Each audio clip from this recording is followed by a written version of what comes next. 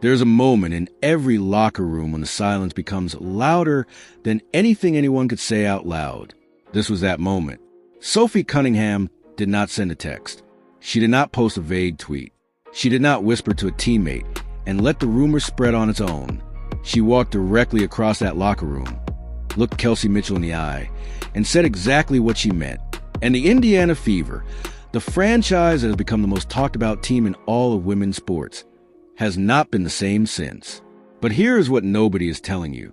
What happened between Sophie Cunningham and Kelsey Mitchell was not a surprise to the people inside that building. It was the ending of a story that had been building quietly and painfully for longer than most fans realize. And Caitlin Clark, the woman at the center of all of it, she saw every single sign and said nothing until she couldn't anymore. This is a full story, and you need to hear all of it. It did not begin with one argument. It did not begin with one game or one bad practice or one comment that landed wrong in a team meeting. It began the way most locker room fractures begin, slowly, invisibly, and underneath something that looked from the outside like success. When Caitlin Clark was selected first overall in the 2024 WNBA draft, the Indiana Fever did not just add a player, they added an earthquake. Overnight, franchise ticket sales surged. Road arenas that had never sold out for a Fever road game started posting sold-out banners weeks in advance.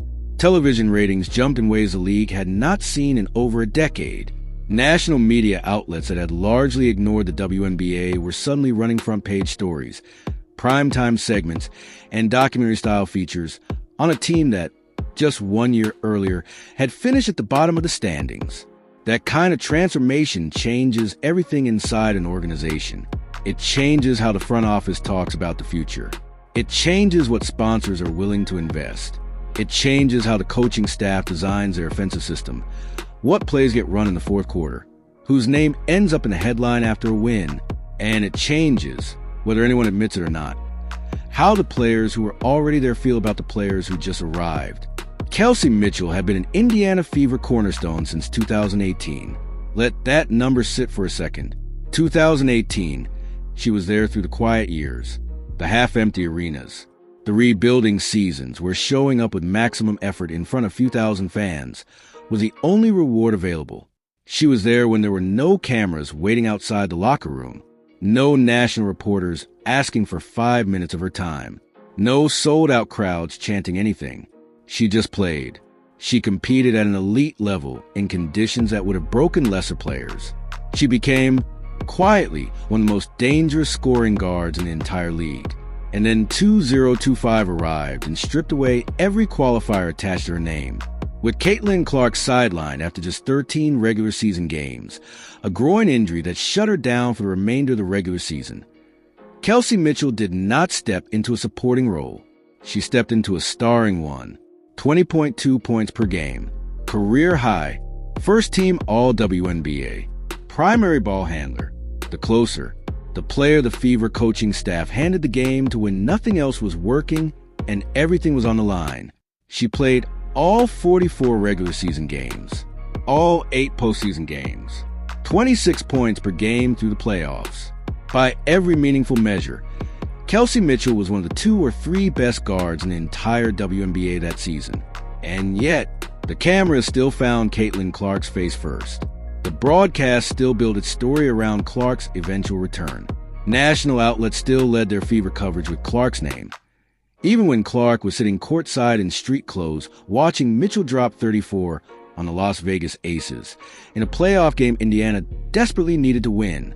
Mitchell never said a word about it publicly, but something was building inside that locker room. Something that Sophie Cunningham could feel long before it became visible. And when it finally broke the surface, it broke all at once. Every locker room has a temperature. Players feel it the moment they walk through the door. Before the lights come on, before the music starts, before a single ball hits the hardwood, they feel it. And by the time the 2025 WNBA postseason arrived, the temperature inside the Indiana Fever locker room had shifted in a way that could not be explained away by one bad game or one tough loss. Something was off, and the people inside that building knew it. The question was who was going to say it first. To understand what Sophie Cunningham did and why it mattered as much as it did. You have to understand who Sophie Cunningham actually is, because a lot of casual fans know her name. They know the energy she brings off the bench. They know the toughness, the physicality, the way she plays with chip on her shoulder that never seems to disappear no matter how much she wins or how many fans start chanting her name. But what people sometimes miss is the loyalty. Sophie Cunningham is not a player who watches conflict develop from a distance and waits to see which side comes out on top before she picks one. That is not how she is wired. She came out of Missouri playing exactly this way. Direct, competitive, emotionally present in every single moment. When she came to the Phoenix Mercury and spent years developing in one of the most storied franchises in WNBA history, that edge never softened. It sharpened when she moved to Indiana and found herself playing alongside Caitlin Clark. Something clicked, not just on the court, though the on-court connection was real and visible and productive in ways that showed up directly in the box score. It clicked on a personal level. Cunningham respected what Clark brought to the game. She respected the work behind the hype. She had seen enough of professional basketball to know the difference between a player who is famous and a player who is genuinely great. Caitlin Clark, in her view, was genuinely great. And when the groin injury took Clark off the floor in July, Cunningham's role inside that locker room quietly changed. She was no longer just a veteran contributor providing energy and perimeter toughness. She became something closer to a guardian, watching, listening, paying attention to the dynamics that were shifting around a team trying to navigate a season without its most recognizable player. That is when she started noticing the tension around Kelsey Mitchell. It was not obvious from the outside. Mitchell was performing at the highest level of her career. She was professional in every public-facing moment. In post-game press conferences, she was composed, measured, generous with her praise of teammates. There was nothing that would have given a reporter a clean headline about friction or frustration. But inside the building, it was different. The kind of frustration that builds when you're carrying an entire franchise on your back, playing the best basketball of your life, and still watching the story get written around someone else's name. That frustration does not disappear just because you are disciplined enough to keep it off your face during media availability. It lives somewhere, in practice, in the tone of a conversation, in the moments between moments that only teammates witness. Cunningham witnessed them, and she filed every single one away. Then came the hot mic moment that changed everything. The details have circulated in fragments. The way these things always do when they start inside a locker room and slowly make their way out into the world through sources and whispers and the careful language of people who know enough to be dangerous but are not ready to attach their name to anything yet. What is known is this. Kelsey Mitchell was caught in what she believed was a private moment, a raw, unfiltered expression of exactly how she felt about the situation she had been living inside for the better part of a year. The recognition gap. The media narrative that followed the franchise even when the person the narrative was built around was not on the floor. The weight of carrying something enormous and watching the credit land somewhere else. She said what she felt. She did not know who was listening. And when the words reached Sophie Cunningham, she did not hesitate. She did not sleep on it. She did not consult anyone. She did not send a message through an intermediary or let the moment pass and hope things settled on their own. She walked straight toward the conversation that everyone else in that building had been carefully walking around for months. What she said next stopped everything. There are conversations that happen inside professional sports buildings that never make it to the outside world.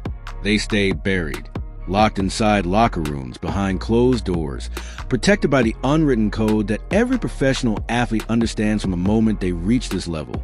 You do not air the internal. You do not expose the team. You handle it inside the building and you move on. But sometimes a conversation is so direct, so charged, so completely unconcealable that it doesn't stay buried. It travels, and this one traveled fast. When Sophie Cunningham walked toward Kelsey Mitchell that day, the room did not go quiet all at once. That is not how these moments work in real life. It is not like the movies where everyone freezes and the music stops and every head turns in slow motion. Real locker room confrontations are messier than that, more human. There are people mid-conversation on the other side of the room. Someone's music is playing through a phone speaker.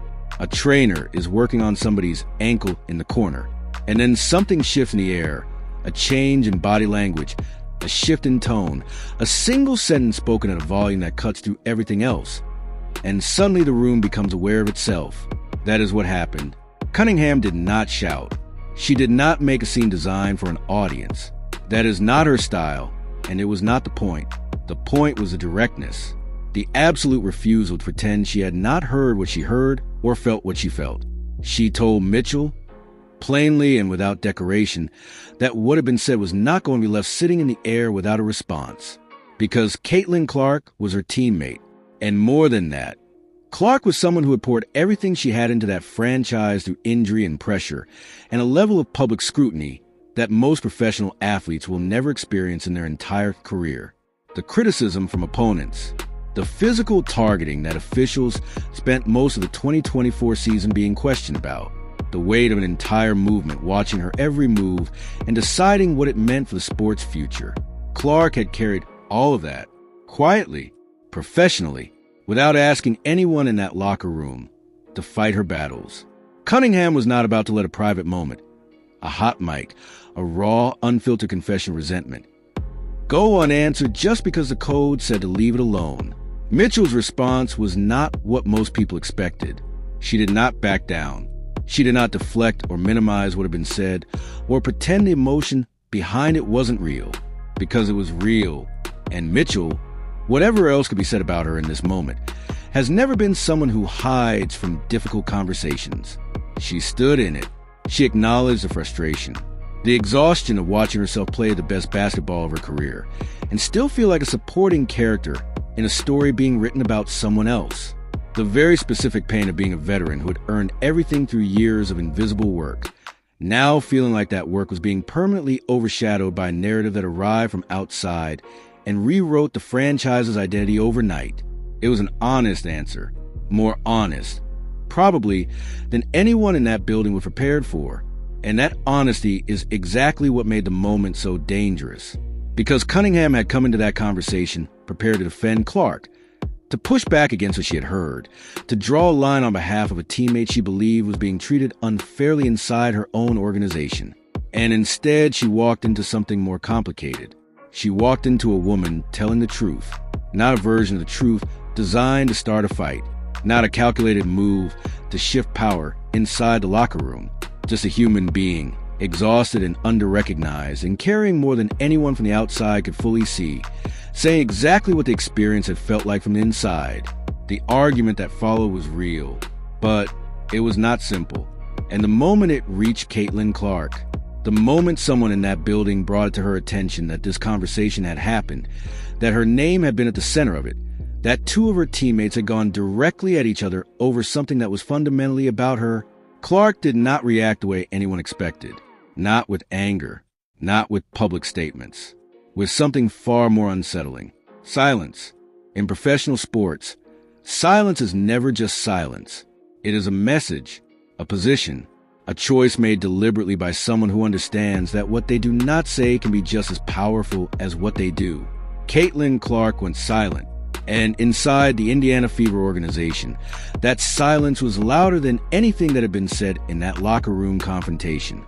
Louder than Cunningham's directness, louder than Mitchell's raw confession, louder than every whispered conversation that followed in the days after, because Clark's silence meant one thing above everything else. She had already known.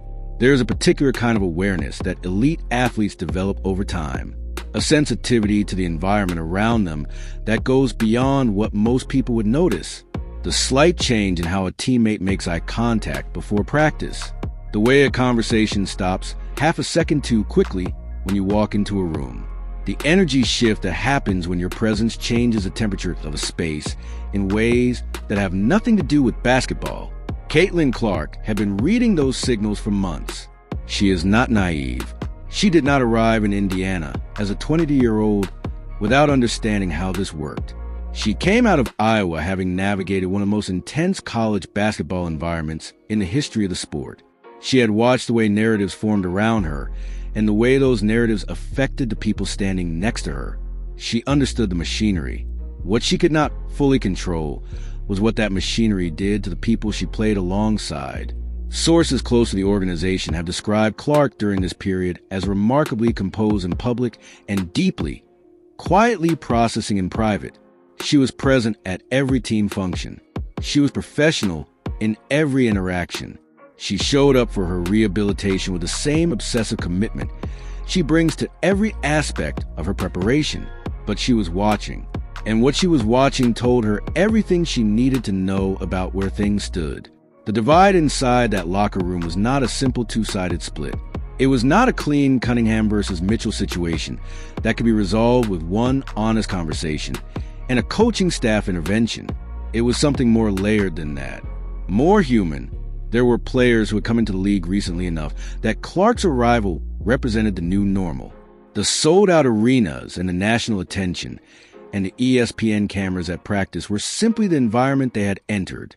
They had no frame of reference for what Indiana looked like before. To them, this was just a fever. And then there were players who remembered, who had been there during the years when the franchise was fighting for its survival in the broader conversation about women's professional basketball in America. Who knew what it felt like to give everything to a team that the national media was not paying attention to, who had built their identities, their confidence, their sense of professional worth inside a structure where the work itself had to be enough because the recognition was never coming. Kelsey Mitchell was the most visible representative of that second group, but she was not the only one.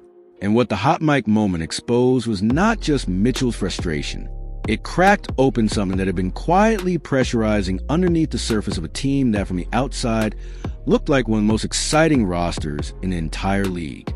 When word reached Clark, and it reached her the way things always reach the central figure in these situations, not directly, not cleanly, but through the accumulated weight of multiple conversations and careful half-disclosures from people trying to protect everyone simultaneously. Her response was to go still, not cold, not distant in a way that would register as hostility. Just still. She stopped initiating. She let the space between herself and certain teammates exist without rushing to close it.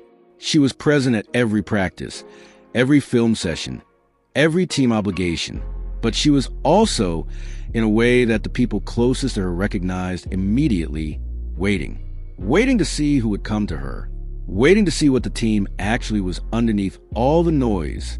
Sophie Cunningham came to her the same night the confrontation happened. She sat down next to Clark and did not open with reassurance or strategy or a careful diplomatic framing of what had occurred. She just told her the truth, all of it, and what Clark said in response to that truth reshuffled everything. There are moments in a teammate's career when you find out who someone really is, not who they are on the court, not who they are in front of cameras or in a post-game press conference when the questions are predictable and the answers are rehearsed. Who they actually are when everything is uncomfortable and the easy path is right there and they choose the harder one anyway. Sophie Cunningham found out who Caitlin Clark was that night, and what she found changed the entire trajectory of what happened next. Cunningham did not sugarcoat it. That is not who she is, and Clark did not need her to be. She laid out exactly what Mitchell had said: the frustration, the recognition gap, the exhaustion of carrying a franchise through its most important stretch and still watching the spotlight refuse to move. She told Clark what the temperature in that locker room had actually been beneath the surface of all the winning and the playoff runs and the public-facing unity that the organization had worked hard to project. She told her because she respected her enough to tell her, and Clark listened without interrupting. That detail matters more than it might seem, because Clark's instinct in competitive situations has always been to respond, to engage, to meet intensity with intensity. Anyone who watched her 4 years at Iowa understands this about her. She does not back away from charged moments. She leans into them. But she did not do that here. She listened to every word Cunningham said. And when Cunningham finished, Clark was quiet for a long moment. Then she said something that Cunningham was not expecting. She said she understood, not as a concession, not as an apology for existing or for the way the machine of media attention had followed her into Indiana and rearranged everything around her arrival. She understood what Kelsey Mitchell had been carrying. She understood that the recognition gap was real, and that real people with real professional pride had been living inside it, and that her presence, despite everything she had brought to this franchise on the court, had made that gap wider in ways she had not been able to control. She had seen it happening. She had watched Mitchell dominate from the bench during those 13 games before the injury, had watched her go for 30 in games where the Fever desperately needed every point, had watched the broadcast cut to her own face on the sideline, while Mitchell was in the middle of the most important sequence of the game. She had felt the wrongness of it from inside the same building where Mitchell was feeling it. The difference was that Clark had no mechanism to fix it. She could not call ESPN and redirect the camera. She could not rewrite the media narrative that had been building around her since her sophomore year at Iowa. She could not unbecome the story that the national sports landscape had decided she was. What she could do was say what she said next. She told Cunningham she wanted to talk to Mitchell directly. No intermediaries. No carefully worded statement released through the organization. No choreographed public moment designed to look like resolution, without actually requiring the discomfort of real conversation.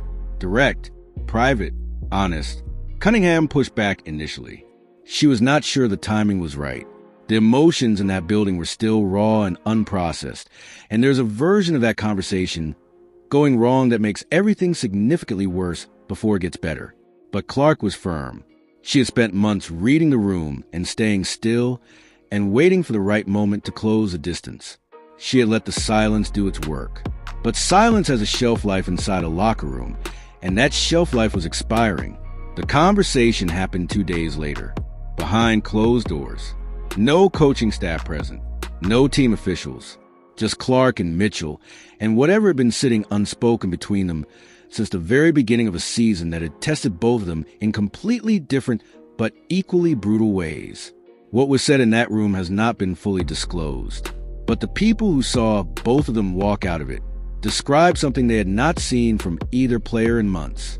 They looked like teammates, real ones, but before that fragile new beginning could take hold, before the Fever could exhale and reset and redirect toward what actually mattered, the story leaked. And when it hit the outside world, it did not land quietly. There is nothing more destructive to a locker room than a private moment becoming public before the people inside it are ready, before the wounds have closed, before the conversations have finished, before the team has had the chance to decide for itself what the story actually means and how it wants to move forward.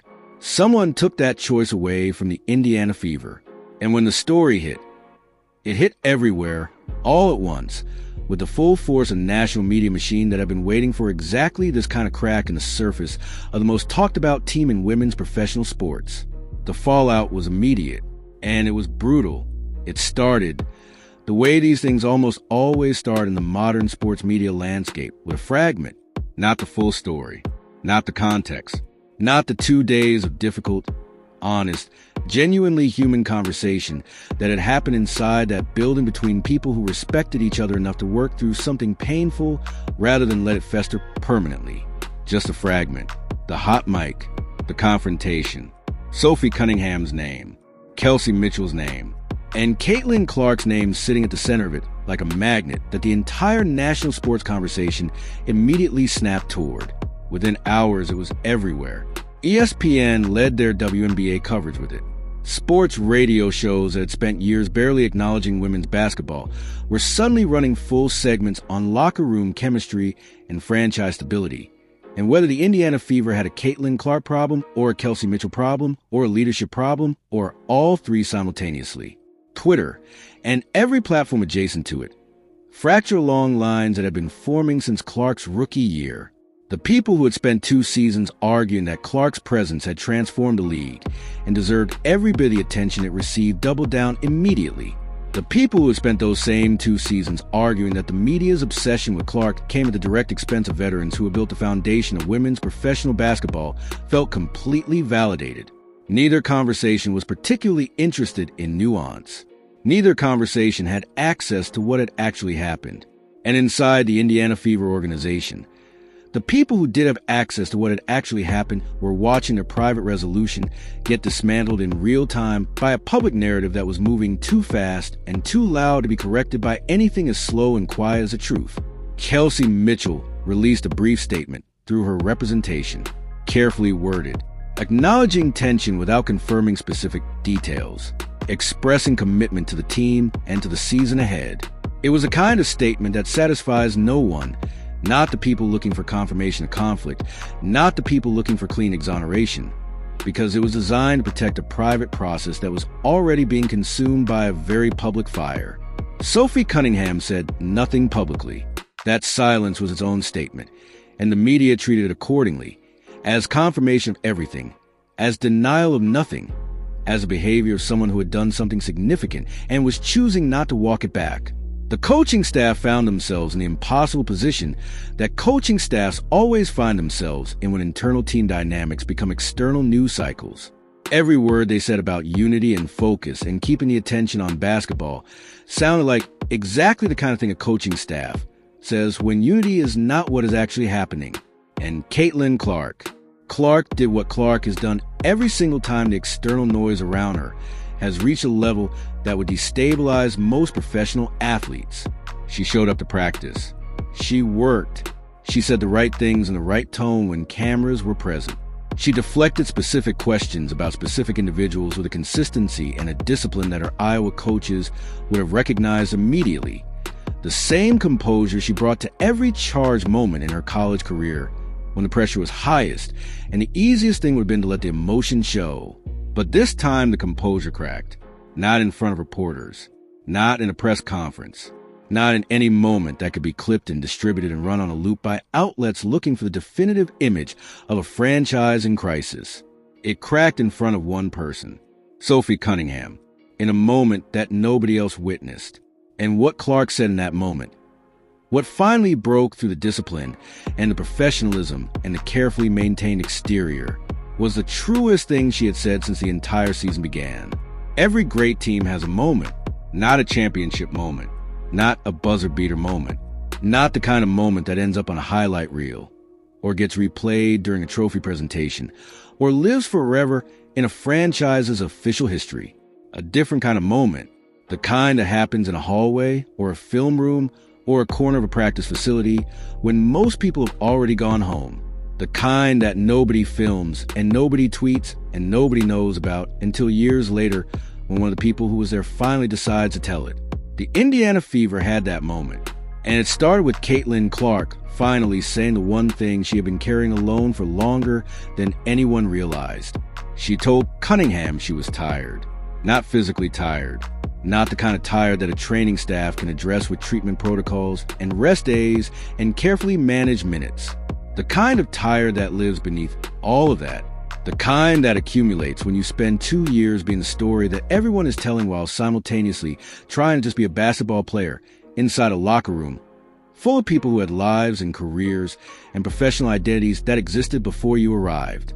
She was tired of the weight of the narrative, tired of walking into every building in this league knowing that her presence changed the energy in ways she could not control and had never asked for.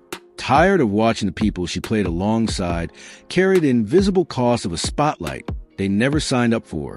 Tired of particular loneliness of being simultaneously the most visible player in the sport and the person least able to speak honestly about what that visibility actually felt like from the inside. She had watched Kelsey Mitchell be brilliant all season. Genuinely, historically brilliant. The kind of player season that in any other context, on any other team, in any other media environment, would have been the defining story of the entire league. Mitchell had earned every individual honor that came her way and deserved more recognition than she received, and Clark knew it, and had known it, and had not known what to do with that knowledge. What do you say? How do you fix a media narrative from inside it? How do you redistribute a spotlight that is pointed at you by forces entirely outside your control? You cannot. And the helplessness of that, the genuine inability to correct something that was genuinely unfair, had been sitting inside Clark like a weight that had nowhere to go. Cunningham listened to all of it, and then she said the thing that cut through everything. She told Clark that Mitchell did not need her to fix the spotlight. Mitchell did not need a gesture or a statement or a carefully choreographed public moment of acknowledgement. What Mitchell needed, what every veteran on that roster needed, was to know that the person at the center of all this noise saw them, really saw them, not as supporting characters in her story, as the reason the story was worth telling at all. Clark sat with that for a long time. Then she went and found Kelsey Mitchell, not for a second conversation, not to reopen a wound or revisit the confrontation, or establish any kind of formal piece that the organization could point to as evidence of resolution, just to sit with her, to exist in the same space without the weight of everything unsaid pressing down on both of them, to be two professional basketball players who had both given everything they had to the same franchise in the same brutal season, and had both earned the right to be seen clearly by the person sitting next to them. Mitchell, by every account from people who were present in that building during that period, responded, not with a speech, not with a dramatic declaration of renewed solidarity. She just nodded, and in the specific, unspoken language of professional athletes who have both been through enough to know what a real moment looks like versus a performed one, that nod meant everything. The Indiana Fever did not become a perfect team after that. No locker room conversation, however honest and however necessary, transforms a complex human environment overnight. The external noise did not disappear. The media narrative did not suddenly discover its own sense of proportion. But something real had shifted, something that the standings would not immediately reflect, and the cameras would never fully capture. This team had looked at its own fracture directly, had not looked away, and had chosen, in the most human and unglamorous and genuinely difficult way possible, to stay in the room. Sophie Cunningham had started it. Caitlin Clark had finished it. And Kelsey Mitchell, the woman who had carried this franchise in silence through its greatest season and its most public crisis, had finally, for the first time in longer than she could remember, felt seen. That is what real teams are built from.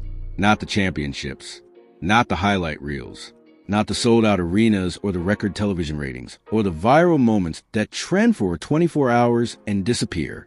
The moments nobody films, the ones that are true